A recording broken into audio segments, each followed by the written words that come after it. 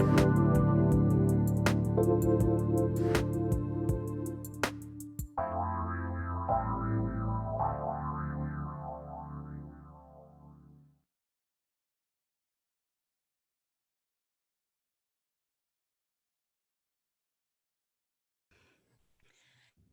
you guys, welcome back. You are back here on the Coach Peggy Show, and I am Coach Peggy Willms. And guess what? I'm so sure you missed me because I took a little bit of a hiatus. I just went away for 3 or 4 months and decided to tuck myself in, I guess, with this COVID thing. On all things wellness, you are going to hear me about, you guys, we talk about whether it's finances or whether it's your heart and forgiveness and connecting or nutrition or exercise. It's the gamut. We have good times. And when I was coming back, I want to tell you a real quick story before I welcome my lovely gal here. When it was March, and I don't know if I was aligning with COVID or what it was, but I had how you have this crash and you don't see the red flags coming. And that's what happened to me. So I didn't see the flags coming where I was getting tired and wasn't feeling good and getting overwhelmed and going really wide. And guess what happened? Everything crashed. And in order for me to recover, I had to pull the plug on literally every single aspect of my life, including you guys, my radio show. I called my clients. I canceled. I stopped everything. So my point, I realized I was a human being. I had to seek forgiveness. But honestly, Misty was supposed to be on my show back late winter, early spring. And I know that the timing is perfect. Reverend Misty Tyme is here with me because I didn't get a chance to pick up the book. And now the timing, because when I read this sucker, I kept thinking of myself and I didn't feel selfish. I kept thinking, I'm going to forgive myself right now. And that's just the way it is. So you guys, thank you so much for tuning in. I'm here with you every first and third Tuesday, 6 Eastern. You guys, I want to give you a heads up on this girl. First of all, if you've fallen in love with colors before, this is the book for you. If you love, like I do, because I'm kinesthetic and tactile. So I like to look, I like to write a little, I like to look at cartoons, and I like some sense of humor and a storyteller. This chick is for you, master storyteller. And she had her, what did she say? Ticket punched. She has some really good metaphors. Misty is a reverend, you guys. She takes everybody from nuptials to death. And I know that sounds terrible, but this girl has done it. She has been a nurse. She has been, I don't want to say round the block, Misty. That sounds so absolutely horrific. That's not what I mean. But to me, she's like a forgiveness master. Okay. She can help us. I want you to listen. If you're not watching right now, I want you to go for a walk. I want you to plug this in. I always have my coffee mug here with you guys. I got rid of I still have on my unicorn mugs, but this is my, picture of myself. How selfish and egotistical. That's awesome. Who cares? It's my show. All right, listen, this girl I want you to think about some scenarios for yourself. I want you to think about, is there someone at work that you need to forgive? Is it yourself? Is it COVID, that lovely man you wanted to spend so much time with that now you're stuck with? And you didn't realize there's some stuff in there. This girl is for us. Misty. Hello. I'm so excited you're here. Welcome to the show.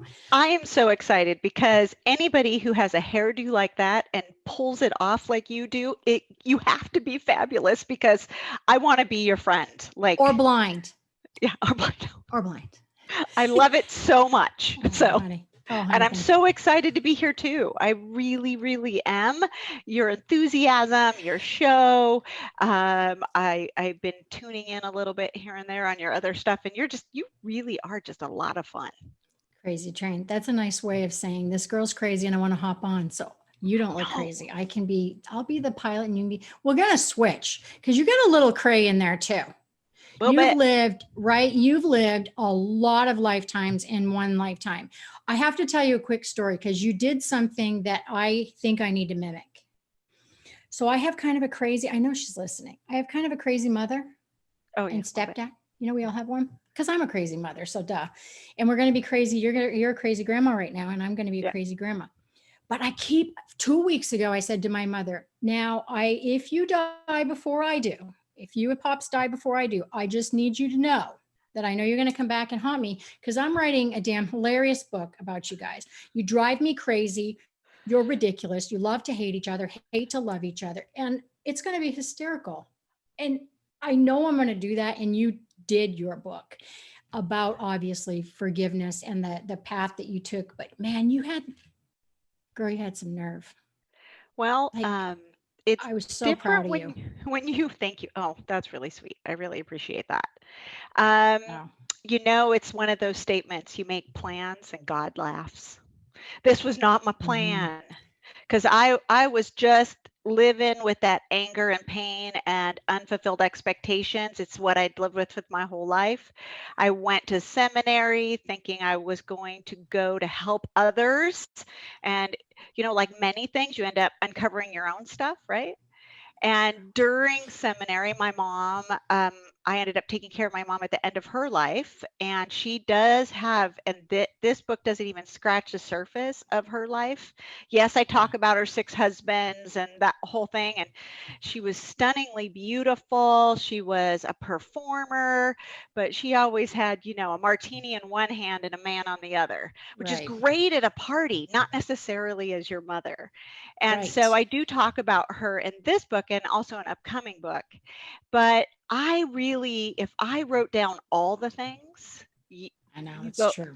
they You can't just make this scratched the stuff up. surface. Like, Yeah. where did that, Like she was, this would be chapter 1, yeah, right? that It would would be, have like yeah, 10. she was married to a gangster. Like, it's Mm, like the mob. you can't write this. I mean, you can't make You it can't, up. You yeah, can write it, pretty much. but you can't Yeah, make it you up. can write it, but yeah. Because that's what I was thinking of when I read it. I read a lot of books, and sometimes when you have a radio show, or you're a host of a podcast or whatever, people will come to you and say, "Can I be on?" And then there are people, like I sought you. I didn't. Your book didn't show up. I said, "Misty, send me a book." And when I sit down to read the books, often you're looking at them like, "Where's the to-do list? What do I have to do? What do I have to learn? Where do I tag things?" And yours was one of those where I sat down and read it. It Oh, was, thank you. it was, like I said, it was a storyteller. I had my coffee and I was reading. I was like, damn, girl.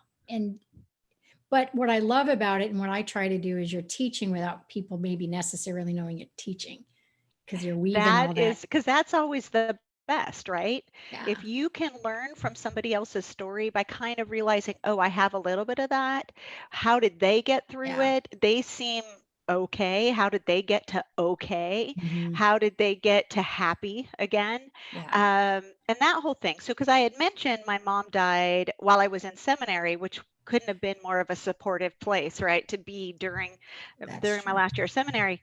But in the book didn't come because of my mother. It became because of my twin brother. So I didn't Right. come into the world alone. I actually came into the world with someone else. We were super premature, and this was 1966, people. We are lucky that we are alive because we weighed 5 pounds together. And so we were super little, and we were born into not just a perfect little family. I mean, who out there, do you have a family? Oh, yeah. No, Yeah, I just was exactly. put on this earth. I do not have a family. Right. No, I want to interrupt just now because if it's okay for me to say, can I just say what just happened in your real life? Because it's a really big aha question to the little girls. You're a twin. You were premature. Yeah, you know where I'm going. Now Yeah, you just had twin granddaughters who are yeah, also premature. It's like very premature. epigenics on overload here. Yeah, yeah, yeah. Isn't Yes, that and it's interesting? funny because my son and his girlfriend who are having the twins together, they my son is actually one of my adopted children. And so we kind of joke like that. We're like, it doesn't matter. You're still getting the twin gene. That's amazing. That's pretty amazing.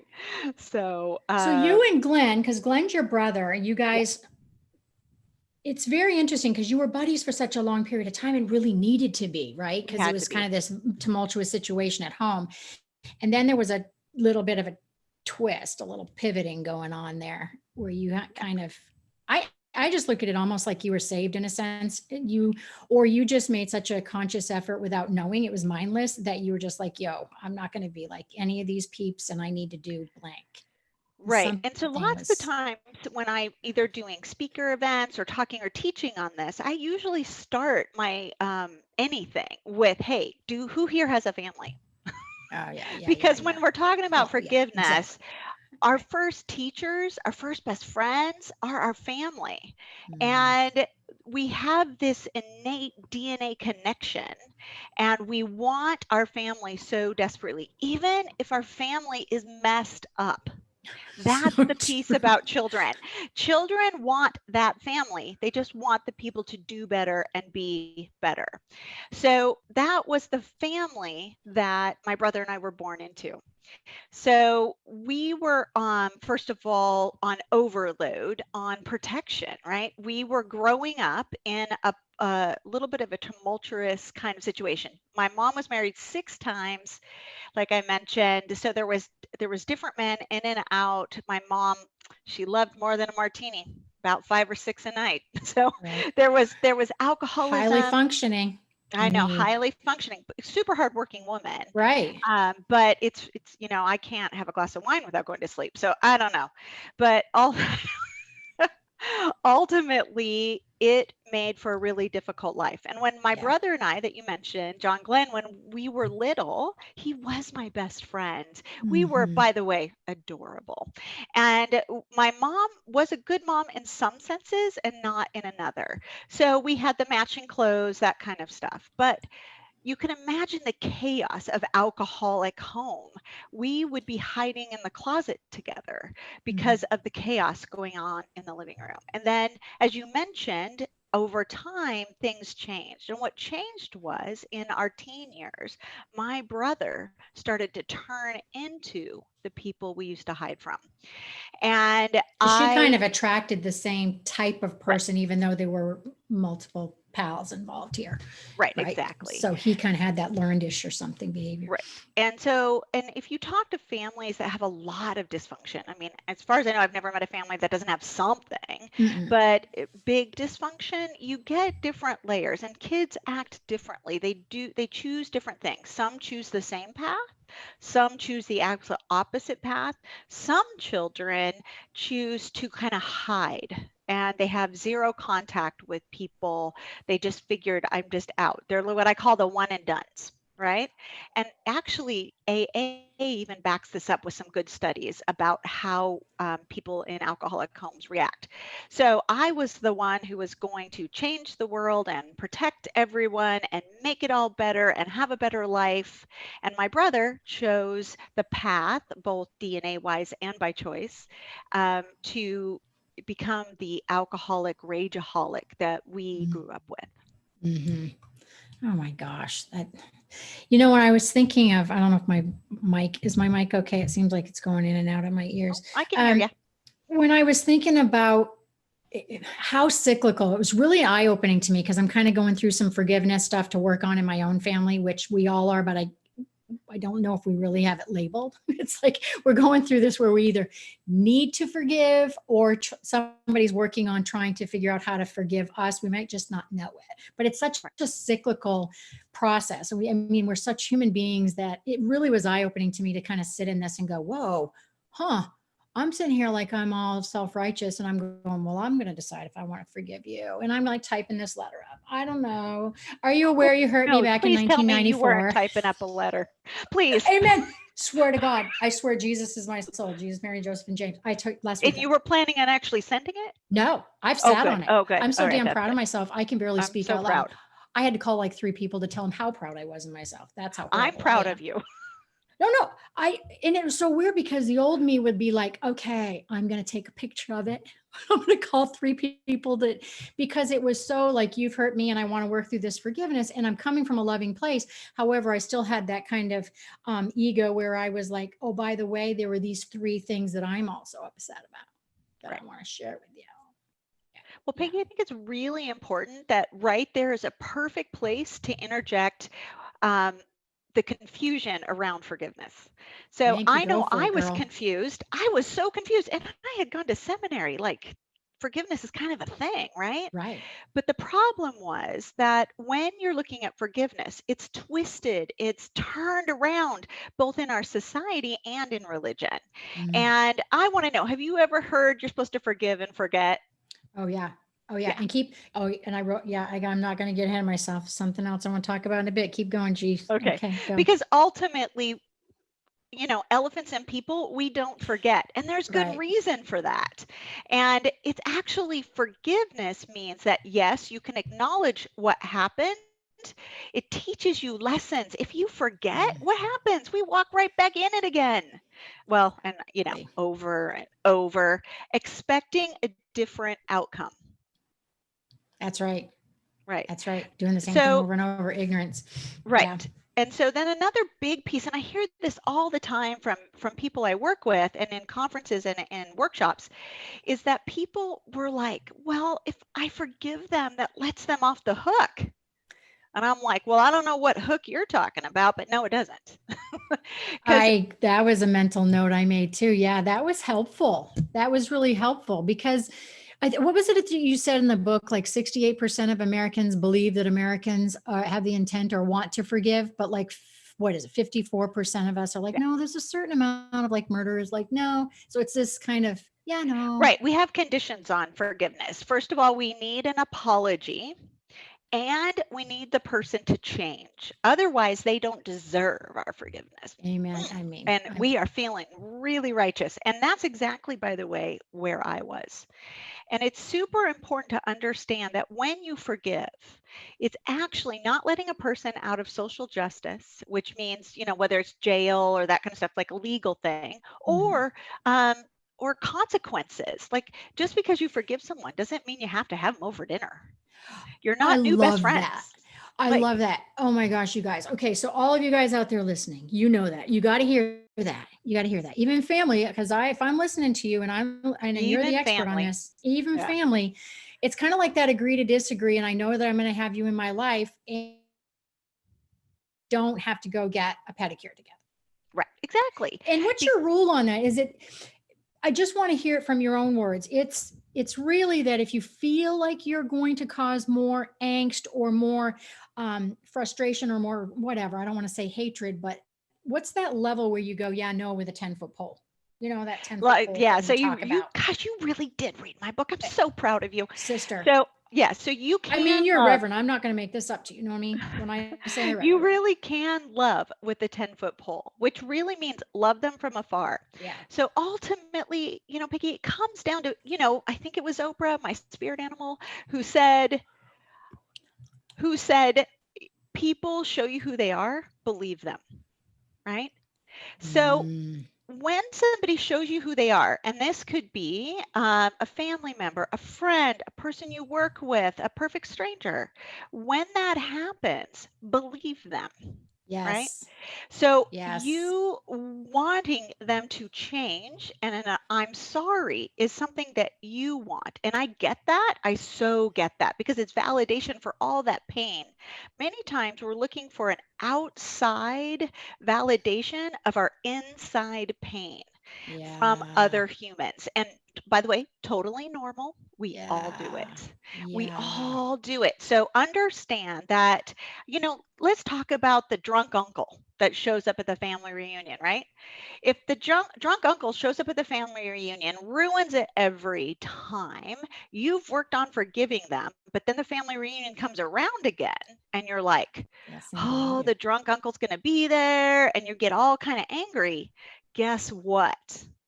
You already know who they are. So the anger and the unfulfilled expectations that you are picking up is about you picking them up, Ooh. right? Ooh. Ooh, it's hard when you realize how much control you have over yourself. That free Yeah.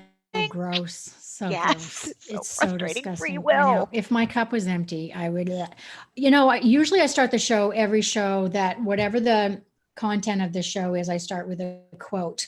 And I just wanted to go back up because this one meant something to me, but now it even means even more. And the quote that I wanted to start with is, forgiveness doesn't excuse others' behavior.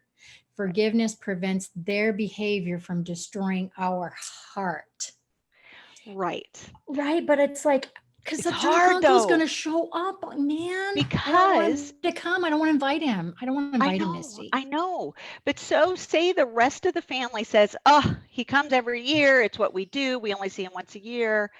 And you say, well, I can't be there this time because why? Mm, I'm sorry, and you can be very kind. That's the other thing that I talk about. Forgiveness lets you be kinder because you can now say, oh, I just really hope you all have just a fabulous time, send flowers, do whatever. But if you want to protect your heart, if it bothers you that much, then ooh, it's that's your nice. responsibility to not show up. Now, That's is it nice. fair? Well, last time I checked, the fair is in August, and right now with COVID, there's not Yeah, even that. right. No, no fares. Right. Mm-mm. So there's no Good fair. point. But you are in charge of you, and you can forgive your uncle. And actually, empathy can actually sneak in for him, darn it. Mm-hmm. And that's what happened Mm-hmm. with my brother when, and we didn't really get to the part where what happened and why this book happened was because 6 months after my mother died, my twin brother took his own life. And I used to think that when my brother died, I would be okay with it because we didn't really have much interaction. He wasn't a great human. I was really angry at him and I understood grief. So, sure enough, I got the call. It was too late. He was gone. Mm-hmm. And at that moment, and this happens in many people's lives, that moment I had to give up the hope that he would be better and do better. Mm-hmm. That unfulfilled expectation, I was left with, yes, grief, but anger and pain and a lot of sadness. And I had to give up the hope that he would magically change and be the brother, he was supposed to be to me. Yeah. It was such a hard thing Based to on do. what you wanted him to be as a brother, right? I mean, even society says he could have Right. been a little I bit of mean, a by better the brother way, to you, most right? people's expectations, and I say most because some people like really, but most Right. people's expectations are generally reasonable. Mm-hmm. Yeah. And mine Mm-hmm. was reasonable that he would not be an alcoholic, that he would not be a rageaholic, that Yeah. I could trust my kids around him, that all the things, perfectly normal expectation. Man, that's really good. The whole expectation thing is something I can look back and I go, gosh, if I just known that, because I have unrealistic expectations on myself. So like, duh, I'm not Like going to you're use that human. same. Yeah. But I mean, when I think about the tools and the strategies I use to try to keep meeting my own goals, which don't even make sense to like even myself. And like, I'm going to go, oh, these are a different set of rules for someone else. They're so unrealistic for myself. I know I'm setting people, not only them up to fail, the skill or will that you talk about.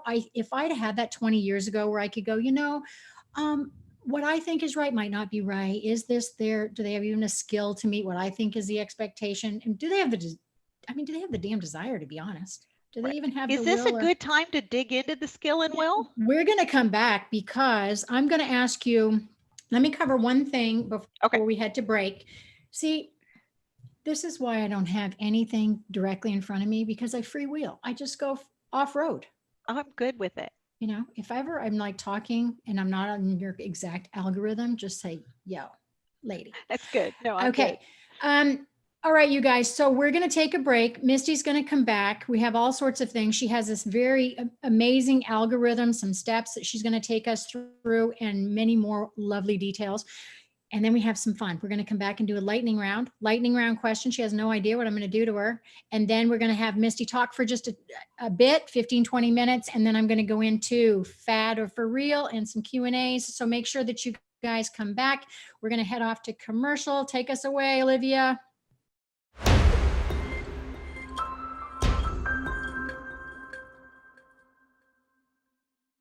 Hey, you guys, welcome back to the Coach Peggy Show. And I'm Coach Peggy. And I'm telling you what, we're having a great time here with Reverend Misty. We're talking all about forgiveness. And that's a big subject right now. I was, before I was coming on this show, I was thinking of what is the lane, like what's the place in my life that I've had the toughest time with forgiveness? And it is my professional world, to be honest. And I did not expect that. Maybe you guys who are listening, I don't know whether it is relationships, kiddos, or whatever it is, but I was like, what's up with that? And I realized that my expectation of how I should be treated, or I should be respected, or I should be paid, or my 100 hours this week should be recognized. Well, not only did it align with my love language, which is words of affirmation, but I realized, did I leave all those times because I couldn't forgive them for the way they treated me? Or it was just kind of this aha in the workplace, but it's still the same way. This algorithm is duh, and it doesn't matter, right? Well, Which lane you're in. I really wanted a tool because I had worked in the medical profession, I had been in corporate, and algorithms are just simply a step-by-step process to solve a problem. And I had a problem. We mentioned before we left for break that my problem was grief, unfulfilled expectations, deep sadness, and I wanted to feel better. So I had a problem I needed to solve. So I went into research mode, and that's how the algorithm came up. I also believe a little bit of a God download there. Well, you've had multiple hats that have helped you. I mean, just your profession has helped you. You have to admit that it's helped you, because not only the research piece you could dive into, and I know I'm just trying to picture myself kind of doing that. It's like almost like if I could have separated emotion, because I do a really good job at that. I think I'm number 4, girl. I'm like the one and done. I can't tell you how many people you're have the one and done. Oh, so you took I'm like, the quiz. Piss me off, block. Oh yeah, I'm like, I'm blocking Yeah. her. I can't reach her on Facebook anymore. And that's just, I've grown a little bit out of it, but that's me. You've heard me. Peace out, Girl Scout. Wow. Wow. I'm so proud of you for being able to acknowledge that. You know, we're all a little bit of them. At the beginning of the book, I do a fun quiz. You can also find the quiz on my online and all that stuff. It's a lot of fun.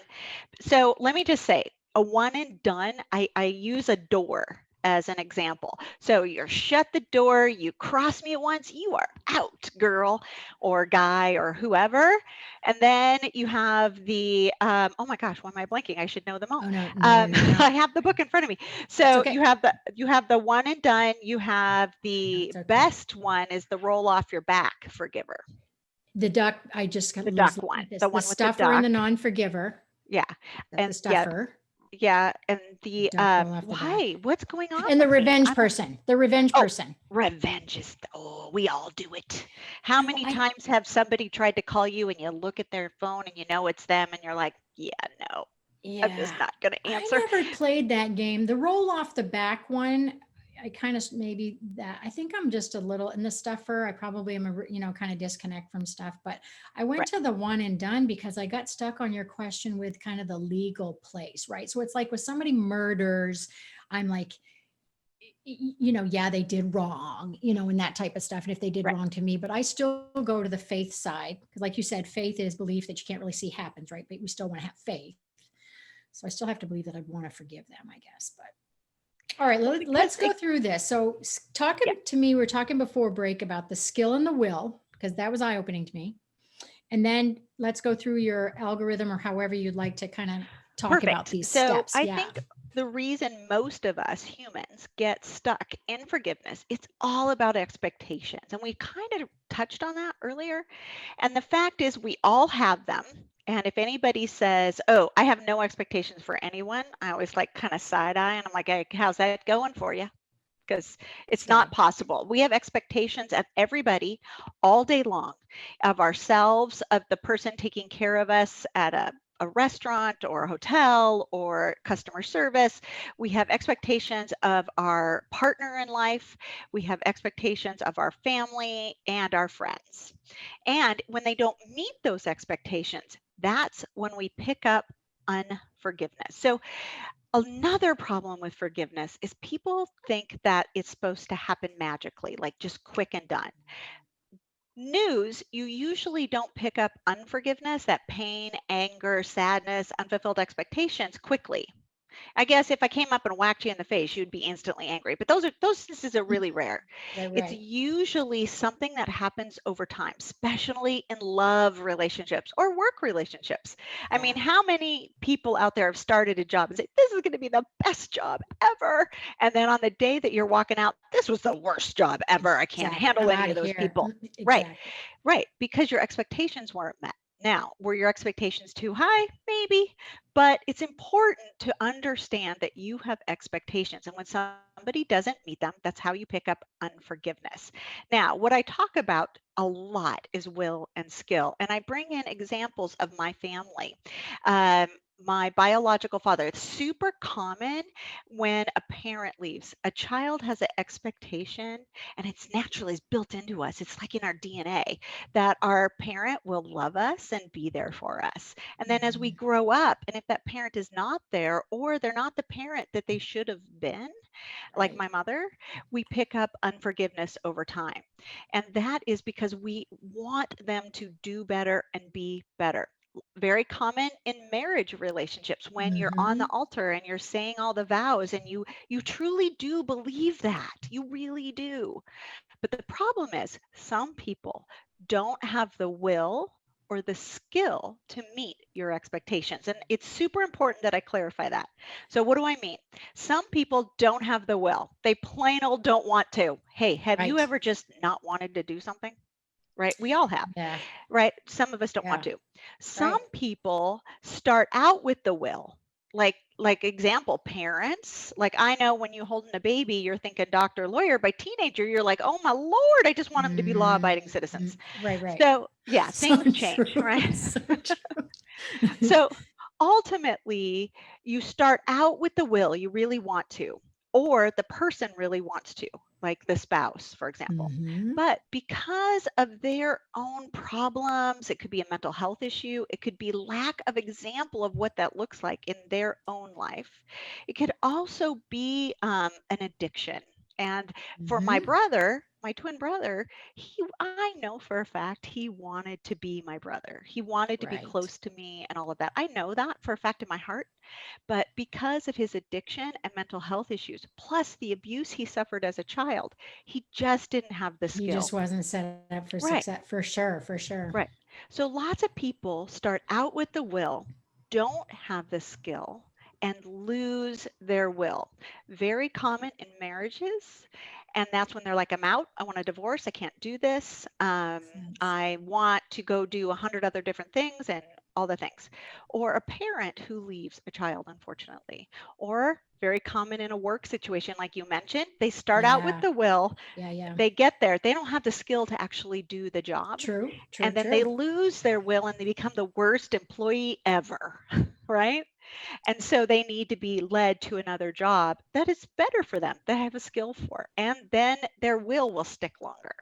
So it's super important. And this is what I love to talk about the most is when you're having a problem with someone, ask yourself, do they know my expectations? Mm. Do they have the will to meet my expectation? Mm. And do they have the skill to meet my expectation? Super important because some people have the will, don't have the skill, but they really do have the will. So good news, they can Yeah. learn the skill. Yeah. Isn't that Yeah. awesome?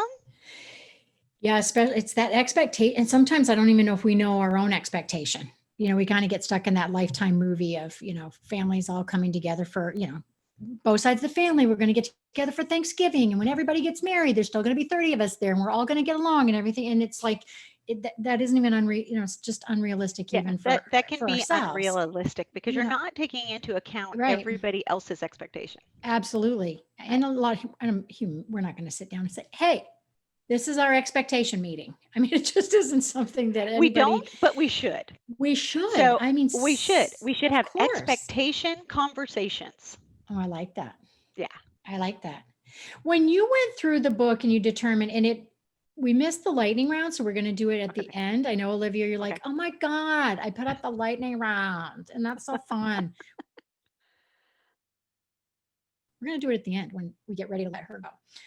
What I loved about this is you could see kind of your science and a lot of us are visual. So that algorithm's just like, even the way you connect the dots on your cover, and it just is very methodical. And so the specific, I got my book right here, but you'll remember. So let's go through, the whole thing where you're gathering the resources, which I love the research piece. So talk to me about the algorithm part. So the algorithm, true, is a step-by-step process. So what I do is I lead a person through their story. And I talk about give me the facts. just give me the facts. Because I know that I do this. I add all this emotional layer to the facts Mhm. of the problem. So I have them write their story, but stay in the lane. Don't get off in the gravel. I know that your uncle so-and-so, blah, blah, blah, said this mean thing to your aunt. You saw that and all the things and deal, but I just want to know, why are you angry at your uncle? Or why are you angry at your brother? So, and I want to know your story. Then I also have them look at the person that they're upset at, if it's that situation, look at their story. And this is when it changed for me. Ooh, yeah. This is when I actually was a little irritated, because all of a sudden I had empathy for my brother, and I was like, no, I can't Yes. stay angry if I have empathy. Oh, that's such So a good point. ultimately, I know what kind of life he had, and it was abusive and it was difficult. And when I wrote his story as if I didn't know him personally, That's so yeah, true. Yeah. got there, as if it was a patient or a client or somebody else I was helping, Yeah. I could feel his Yeah. pain. Right. And then I realized he didn't have the will or the skill. And in the algorithm, I have you go through that. And there's a reason there's little dots like that. First of all, I had a beautiful millennial design this for me when I told her, and she made it like a subway stop. So Right. So cool. that Yeah. you could get back on the subway and go back the other way if you needed more time in a certain area. And so I have you also spend time in my toolbox. I know everybody talks about toolboxes, but it works, right? I talk about getting counseling and why we need to do that. I talk about my funny counseling story. I talk about reading, praying, talking to friends, writing letters. Yes, no, burn them, don't send them. Right. Why we do these kinds of things, different exercises to help you get out that stuff that you really want to be said, but might not be Hmm. healthy enough to be said to another person. Right. And then at the end, I reinforce what forgiveness really is and what it is not. I think that's super Hmm. important. What is forgiveness not? It's not letting somebody out of consequences or social justice. It's not saying what they did was okay. It's not accepting their bad behavior, right? Then Right. I talk That's about boundaries, huge. and that's at the end. Then I talk about life on forgiveness, because it truly is a tool you can use every day. Literally, if somebody cuts you off in traffic, you can say, oh, those people do not have the skill to be driving. Oh, it's it's really interesting because I can see that how somebody could grow through these, because I catch myself. I mean, when I read this, I was like, oh, I honestly said to my mother today, I have come a long way, baby, because it's amazing self growth when you'll actually do it. One of the things that you touched on in this toolkit, and bringing the whole prayer thing, and obviously your work as a reverend and all this the scholastic stuff that you've done, but the prayer piece of it, what was so interesting to me is all the different religions. So you guys, when you pick this up, it really is going to encapsulate a lot of our different beliefs in whatever that is, Christianity, Islamic, whatever it is. But it's really it is threaded, it's in that fabric all the way across. Forgiveness and unforgiveness is there. I mean, Well, it's guess what? Forgiveness is across all religions. yeah. It's we have the golden rule that is, I highly recommend you guys Google the golden rule, because there's an actual golden rule project that talks about all major religions and how we talk about the golden rule. So I kind of think about forgiveness as the golden thread that also Yeah, yeah. connects us, right? About how to treat each other and how to have kindness and empathy for each other, and how to do that for yourself. Well, and I think we're all trying to do it instead of sitting back and just looking and damning the religion for certain ways that they do it. It's like the same process that you can use even for the way people believe. It's like when you Right, because sit you can back have in it. empathy for them if they don't believe the way you do. Because even in the same family, I know in my own family, we have very different religious belief systems, but it comes from their experience. And I talk about that too. I talk about the way to change somebody's belief system is give them a positive experience so that they can see differently. It's something they have to come to themselves. I don't know. Nobody's ever yelled at me for 20 minutes and had me change my mind. All this social media where we're yelling at each other, we're not changing anyone's mind. We're only finding people who think like us and Right, reinforcing our own belief system. right, Yeah. right. I know there aren't many of us that pick up the phone and go, can you tell me exactly opposite of we pick up the ones that are going to make us feel better, the Yeah. ones that are going to kind of believe our way or whatever. All right. I want to spend a few minutes I want you to talk about all the different ways that you are getting this message out into the world. So your classes, Oh, I'm so excited. I know. And it's hard. I want you to spend a few minutes here, literally all the different ways. I don't want you to say, oh, I wrote a book and I'm writing another book, crappy to happy. Okay. Even though you are writing another book, there is another book coming out through Sacred Stories, my publisher, and it's a combination, a complement. What? Now I can't speak. A group of people coming together, group of authors coming together. I need more coffee, girl. Anyway, group of authors coming together, and we're each writing little different stories about how we went from crappy to happy. And it's an awesome book. It's due out in October, so that will be on my website. Also, you can find my book on my website. You can find it at Amazon, all major bookstores, and also on my website, mistytyme.com. And yes, there's a Y, and truly it is my name. Horses, dogs, and strippers, that's truly my name. So and ultimately, mistytyme.com. You will also find some fun, and I promise there's flying elephants, classes that are how to forgive your ex, because, you know, I have a couple, it's in the book, and and how to forgive your family.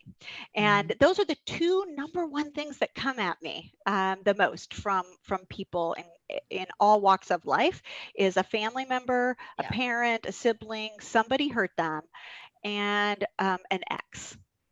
Well, they're the ones we let in closest to our heart and believe in and have high expectations. I mean, exactly. You know, and totally normal, by the way. Yeah. Totally normal. Because you really believe they could be and do all the things, right? They really do. I'm forgiving you for the last time. Yeah. Whatever. Whatever. Exactly. Okay, so you're giving away $10 off with a code if they have watched the show for one of your classes. So how do either one of my classes, they can choose either one. Okay. All they have to do is put in the code Peggy.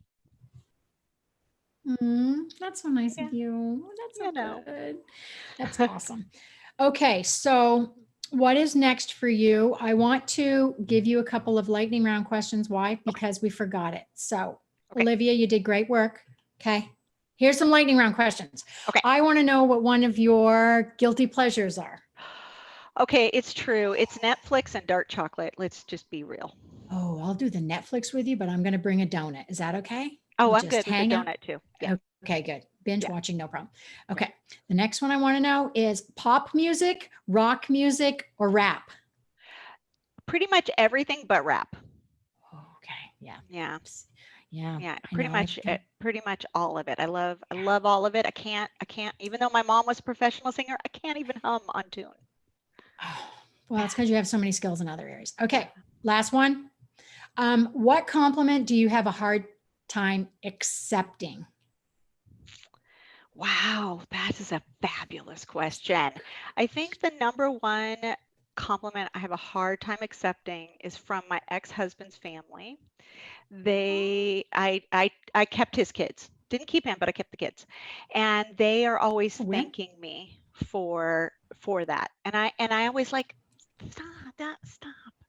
And I don't take that compliment very well. So that's super personal. So thank you. Do you think that that's because, I know that's lightning, it's supposed to be really fast, but do you think that's because you feel like it's a duh, like I should be, it's the right thing to, I mean, right. Duh. Yeah, that's how I feel. But I understand from their outside view that because their biological mother's never been in their life, and that they were like, but you didn't have to do that. That's right. And I'm like, no, I didn't have to do that, but I promised him I would never leave, and I haven't. And that's why I'm in a hotel room right now with my grandbabies in a big hospital. Man, I'll tell you what. Well, I don't make stuff up. If you've seen any of my stuff, I'm a Yankee. I'm from New England. I try really hard not to cuss online so that I don't get sued. But I'm just telling you, when I say I've read a book, and I've literally applied it, this is one of them for sure. And I appreciate and I look forward to anything else that you do. And you guys go ahead and grab it. And if I can do anything else to connect you with Misty, reach out to me. And we are going to take a break. And thank you so much. And good luck with those grandbabies. And they're going to flourish because they have access to you. And I really respect what you're trying to send for a message in the world. So you're one pretty quick awesome. Question. One quick question. What's your big call to action? So throw a call to action out there. My big call to action is to Mm-hmm. check yourself. So Mm. understand your expectation and understand that some people don't have the will or the skill. So next time you even slightly get irritated, ask yourself, do they have the will or the skill? So check yourself. Okay, I'm going to get a t-shirt, a hat, a mug, a keychain. My Hold whiteboard's it. Let right me there. make those really quick. Hey, I'll buy them. We'll sell them. That'd be great. Okay, Misty, thank you so much. And I will catch up with you soon. And everybody, we are going to be right back. So don't go away. We're going to talk about fad or for real. Super excited. And we're also going to talk about, I've got a Q&A. I want to come at you. So Olivia, take us away.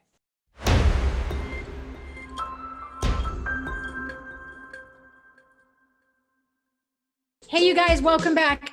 Misty is so cool. She decided to hang out. So, if you see her face, I'm not, I can see her face. So I'm sure you can see her face. Anyways, okay, you are back and it's so exciting. My big takeaways, I'm sure that you realize what they were. Listen to the show, reach back out. I'm sure that you'll see me do a blog or something else on this because it's really like, it's in my cells right now. It's in my cells. All right, so let's talk about fad or, oh, there's my mic. Sorry, guys. I think my mic is like needing a break. Fad or for real? Okay, last night I talked on my Facebook Live about, somebody had asked me, I want to kind of come home and go to work and blah, blah, blah. And it's this long freaking thing that I said. But I want to talk about keyboards. I know it sounds weird. Fad or for real? So I had done some research. I shared it last night about how disgusting our workspace is. So as you know, I was out in corporate America forever and a day, and we would you got to keep your workspace clean. And we'd say, get away from your workspace, take a break, take a lunch. That's kind of the reason we were doing that. Go mingle. But the workspace is super gross. You guys know that. So 70% of our keyboards are more disgusting than our toilet seats. Just saying. And this was more shocking to me, is 400% worse is your workspace. So outside of the keyboard, it's 400% that your workspace is more gross than a toilet seat. All that being said, I want you to know that I have a solution for you that I didn't even know was a solution. So when I talk to you about fad or for real, do you guys know? And if you do, I'm sorry, I'm new to the game. There are waterproof keyboards. Now, Misty, you probably know that. There are waterproof keyboards. So back in my day, when the keyboards were kind of new, the external keyboards, they had kind of this plastic top and you could put it on the top. And so you could eat your breadcrumbs or whatever, and you could kind of wipe it off. And it was just a great day. Now, I'm telling you, I'm going to put this link up for you guys. I did a little bit of research. I'm going to plop it on the comments of this radio show when I'm done. So if you're listening on podcast, go back on to Facebook, go back onto my YouTube, wherever you'll see the comment to this. There are anywhere from $19.99 to $179. One of them you can, I'm not kidding, legit, roll it up and submerge it down to 3 feet and sit it there for 30 minutes. And it is completely waterproof. I was thinking, in today's world with COVID and hybrid school systems right now, you've got your kiddos home, you're working from home, hubby's working from home, everything is probably super gross. I have a client right now where she actually sharing with the neighbors where the kids are coming home and they're sharing like a tutor together. So think about that. I am going to go with a stamp on that. Boom, it's for real. It is not a fad or fake. I want you to get a waterproof keyboard or something that's really healthy. Okay, ready? Q&A. Got a question. This question that came in, let me read it to you really quickly. Then I'm going to let you go. I got a couple minutes. What is one of the most profound observations that you have made over the last few years regarding client habits? Okay, this is hard to answer really quickly. I want you to look into Gretchen Rubin's habit following, her 4 tendencies. I use this with almost all of my clients. So think about this. Habit approach. Are you a fresh starter or a baby stepper? Fresh starting wants to start right away. You don't think about stuff. Or a baby stepper might be so slow you can't get started. You know that. Or how do you feel about habits? Get bored, don't get bored. Or maybe how do you follow them? Are you an upholder? Are you an obliger? Are you a questioner or a rebel? So those actual strategies I use with my clients have given me a lot of ahas to help them. And then I really lean on learning styles. So I lean on auditory visual, and I lean on kinesthetic or tactile because that helps them often absorb a habit, figure out why it's working or not Lastly, the big one that I'm learning, and then I'm going to let you go, is left brain, right brain. If you are a left brainer like myself, 70-30, you're going to want to-do lists. You're going to want to be able to do everything, tick, tick, tick, check off. And a habit might come best with you if you do so. All right, I'm going to see you in 2 weeks. This is the Coach Peggy Show. You can find me on my website, allthingswellness.com, Peggy at allthingswellness.com email. I love you so much, and I can't wait to see you real soon. Take care.